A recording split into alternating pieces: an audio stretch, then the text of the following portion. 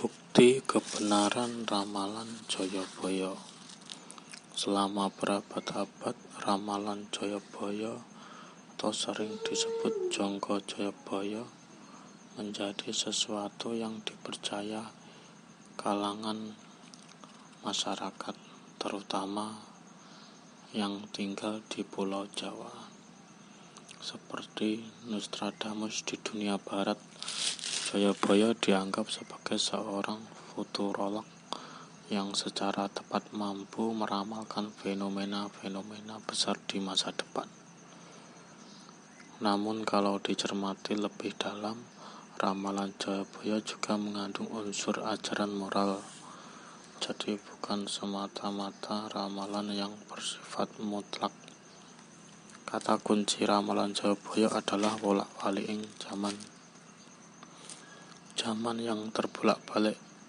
Dua ajaran moral yang terpenting dari kata kunci tersebut adalah kefanaan hidup di dunia serta keniscayaan tentang pembalasan yang setimpal. Dewasa ini situasi wolak-waliking zaman betul-betul terjadi walau belum sungguh-sungguh sempurna. Rakyat mulai menggeliat, kaum pejabat yang gemar korupsi mulai mengasingkan diri.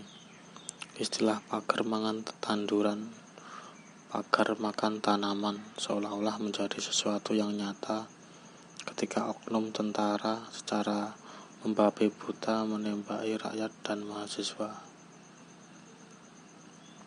Ketika kurs dolar dan harga saham berfluktuasi tajam, orang-orang kaya kebingungan karena kekayaannya. Pada saat terjadi kerusuhan massal, orang-orang kaya takut dijarah. Apakah hidup sebagai orang miskin lebih tenang? Tidak juga. Orang miskin lebih kebingungan lagi karena harga barang-barang melonjak tidak terkendali. Polahing manungsa lir gabah diinteri. Perilaku manusia seperti gabah yang ditampi. Sekokoh apapun orang hidup di dunia, ia tidaklah abadi. Urip lir cokro manggilingan. Kehidupan ibarat roda yang berputar. Seorang politisi mungkin kemarin masih berjaya.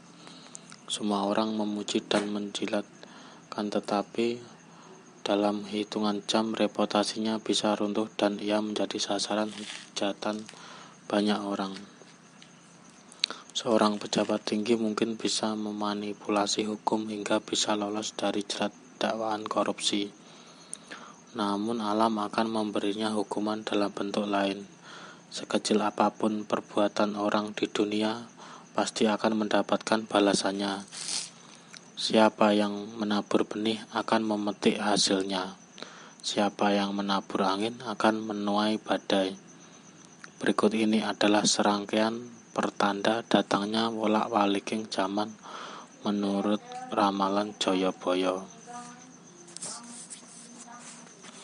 Besok yen wis ana kreta mlaku tanpa jaran, tanah Jawa kalungan wesi, prau mlaku ing awang-awang. Kali ilang kedunge, pasar ilang kumandange. Iku tandha yen tekaning jaman Jayabaya wis cedhak. Bumi saya suwe saya mengkeret, sekilan bumi dipajeki, jaran doyan sambel. Wong wadon nganggo pakaian lanang. Laku tandane yen wong bakal nemoni wolak-waliking jaman.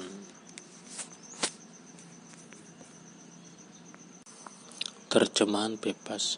Besok kalau sudah ada kereta berjalan tak berkuda, tanah Jawa berkalung besi.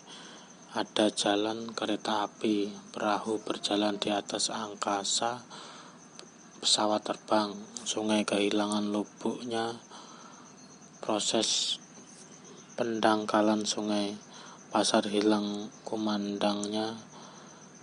Itulah tanda bahwa zaman Jayabaya sudah dekat. Bumi makin ciut karena makin padatnya penduduk, sempurnanya cara kerja sarana perhubungan dan komunikasi. Sejengkal tanah diberi pajak bumi dan bangunan. Kuda makan sambal, perempuan berpakaian laki-laki. Telah bertanda bahwa orang sampai di zaman yang berbolak-balik. Tanda-tanda menjelang datangnya bolak-baliking zaman dicatat sebagai berikut.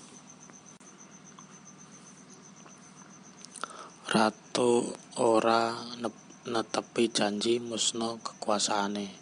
Bupati dadi rakyat, wong cilik dadi priyayi. Sing mendele dadi gedhe, sing jujur kojur. Terjemahan bebas. Raja tak menepati janji, musnahlah kekuasaannya. Bupati menjadi rakyat jelata, orang kecil menjadi priyayi, yang jalannya nyasar malah menjadi besar, yang lurus menjadi kurus. Yang kini terjadi, para pemimpin berjanji tanpa bukti. Nasib rakyat kecil tetap saja tergusur di sana-sini. Para pejabat dilengsarkan, lantas orang-orang kecil menduduki kekuasaan. Bahkan seorang yang tak tamat SD sekalipun kalau cukup lihai membeli jasa palsu bisa menjadi anggota legislatif. Ketika seorang pemimpin tidak menepati janji, sebuah negara kemungkinan besar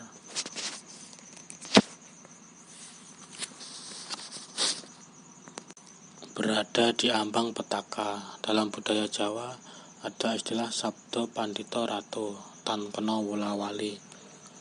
Titah atau sabda raja tidak bisa dicabut kembali apapun konsekuensinya. Kalau istilah itu dilanggar, raja akan kehilangan kewibawaan di mata rakyat. Kalau wibawa itu sudah lenyap, mungkinkah ia terus bertahta? Pada situasi masyarakat sekarang terjadi pula pengingkaran janji-janji oleh para pemimpin. Saat akan didaulat sebagai pemimpin, mereka disumpah akan membela kepentingan rakyat. Sumpah dan janji itu dilanggar ketika sang raja atau pemimpin itu ternyata lebih mementingkan nasib keluarga dan kelompok sendiri dibandingkan kepentingan masyarakat luas. Maka berkembanglah politik dagang sapi yang memperjualbelikan suara rakyat. Rakyat pun terkhianati. Bukti-bukti ramalan Jayabaya, kedatangan si cebol ke Palang. Banyak bukti kebenaran ramalan Jayabaya yang telah dicatat masyarakat. Pada awal abad ke-20 beredar isi ramalan yang berbunyi, bila Pulau Jawa tinggal selebar daun kelor, akan ada jago kate berbulu kuning, wiring kuning, teteke cebol ke Palang, yang akan menguasai Pulau Jawa, lamanya hanya seumur jagung. Pada waktu itu jarang yang bisa membayangkan bahwa yang dimaksud dengan jago kate yang berbulu kuning itu adalah bala tentara Jepang yang memang rata-rata berperawakan kecil dan berkulit kuning. Tafsir orang-orang Belanda waktu itu menyimpulkan akan muncul seorang tokoh baru republikan yang berperawakan tidak tinggi, pendek dan berkulit kuning dan siap memimpin rakyat melawan pemerintah kolonial. Sehingga orang-orang Belanda selalu siap siaga dan meningkatkan pengawasan pada orang-orang yang masuk dalam kriteria tersebut. Dalam tahun-tahun awal Perang Asia Timur Raya, bala Jepang memang berjaya. Daerah demi daerah berhasil direbutnya. Hanya dalam waktu relatif singkat, Jakarta dan seluruh Pulau Jawa tidak luput dari incaran Jepang. Dalam penyerangan ini, tentara-tentara Belanda bagaikan terpukau melihat kecepatan bergerak tentara Jepang.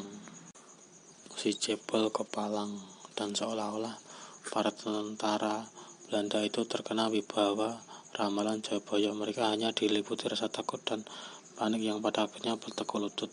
Kecepatan bergerak tentara Jepang membuat pemerintah kolonial Hindia Belanda mengungsi ke Australia. Cuma segelintir tentara Belanda saja yang masih tinggal.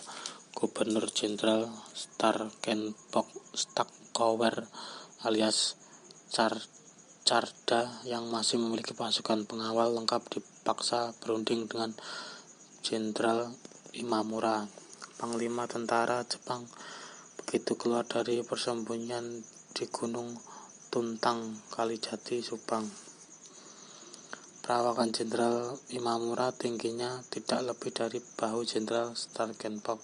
Di meja perundingan, Jenderal Imamura menggebrak meja dan memaksa Jalda memilih. Pemerintahan Belanda menyerahkan seluruh wilayah Hindia Belanda atau ingin hancur lebur.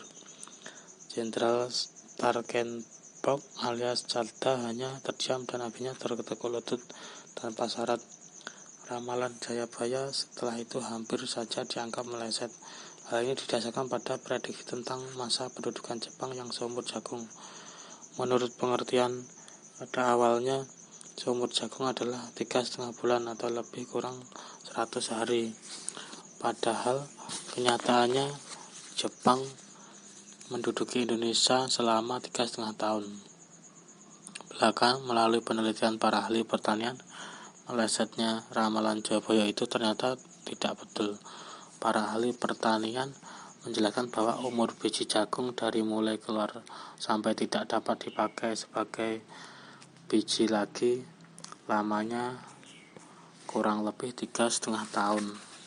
Kalau biji jagung disimpan lebih dari 3,5 tahun, maka tidak akan tumbuh lagi.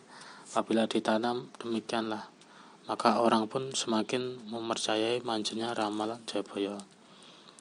Keampuhan ramalan Jayabaya sekali lagi terbukti pada zaman revolusi fisik di Yogyakarta dan sekitarnya.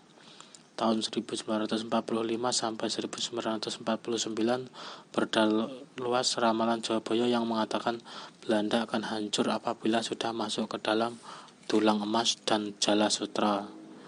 Buktinya, melalui agresi militer 19 Desember 1948, Belanda menguasai Yogyakarta dan Solo, Jala Sutra, dan segera menyerbu wilayah Kedu, Magelang, dan Banyumas atau Dulang Emas. Beberapa bulan setelah itu tentara Belanda harus angkat kaki dari Indonesia, dan Amsterdam pun harus mengakui kedaulatan negeri bekas jajahannya ini. Dasar motivasi pergerakan rakyat. Kuatnya pengaruh ramalan Jayabaya beberapa kali dibuktikan terutama oleh tokoh-tokoh atau pemimpin-pemimpin di arena pergerakan politik.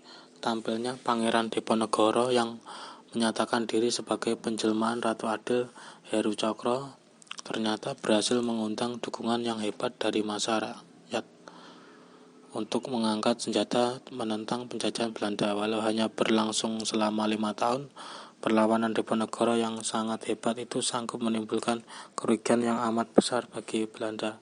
Akibatnya Belanda lebih getol lagi mengeksplorasi tanah jajahannya, antara lain dengan memperkenalkan pola tanam pangsa untuk menutup kerugian akibat perang Diponegoro. Pada zaman pergerakan nasional, Mr. Platte yang menjabat sebagai Menteri Pemerintahan Belanda pada tahun 1913 selalu menyerukan agar Indonesia jangan terlalu menghiraukan ramalan Jayabaya, tapi hal ini tak digubris sama sekali oleh rakyat. Bahkan para pemimpin pergerakan nasional memanfaatkan ramalan Jayabaya guna memompa semangat rakyat memperjuangkan kemerdekaan. Bung Karno, politikus muda pada dekade 20-an, dengan suara yang menggelegar membeberkan bahwa yang dimaksud dengan Ratu Adil Heru Cokro yang diyakini akan datang bukanlah secara fisik berbentuk Ratu Adil, tetapi suatu kiasan bahwa akan datang masa pemerintahan yang adil yang jauh dari penindasan-penindasan dan kesengsaraan. Tidak lain dan tidak bukan zaman itu akan datang kalau Indonesia ini sudah merdeka.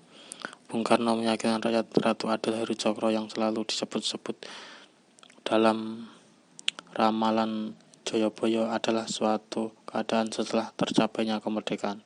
Tokoh lain yang bikin bulu kuduk pemerintahan Belanda berdiri adalah Muhammad Husni Tamrin. Pada bulan Juli 1934, dengan suara lantang beliau memperingatkan pemerintahan Belanda lewat Volksstraat bahwa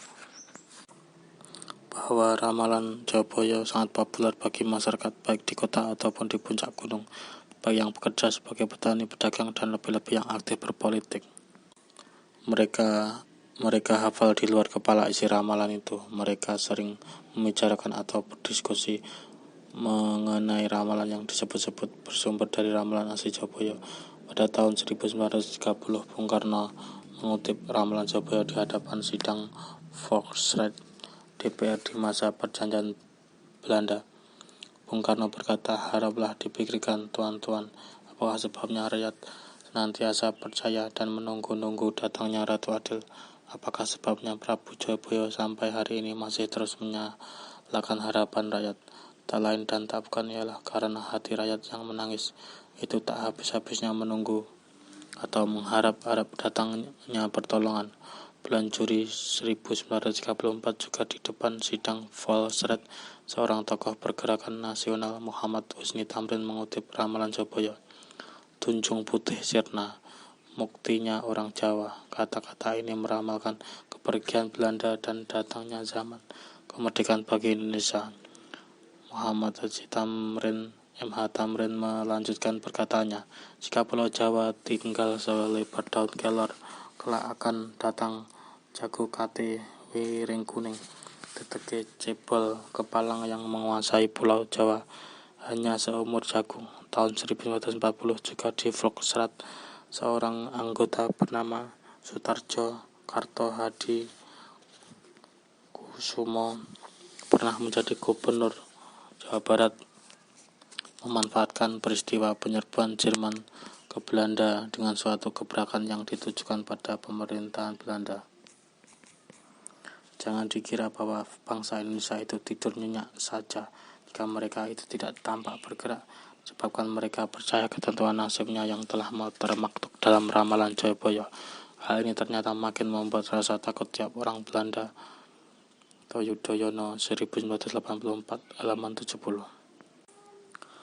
Begitulah ramalan Jayabaya menjadi salah satu pijakan motivasi untuk merdeka. Memang bagi banyak orang ramalan itu dipercaya sebagai semacam mitos yang begitu didewa-dewakan, tetapi besarnya kepercayaan rakyat terhadap mitos tersebut terbukti ampuh sebagai faktor yang memperbulat tekad seluruh bangsa untuk merdeka, dan hal ini disadari betul oleh pemimpin-pemimpin pergerakan nasional Indonesia seperti Bung Karno dan Muhammad Husni Tamrin.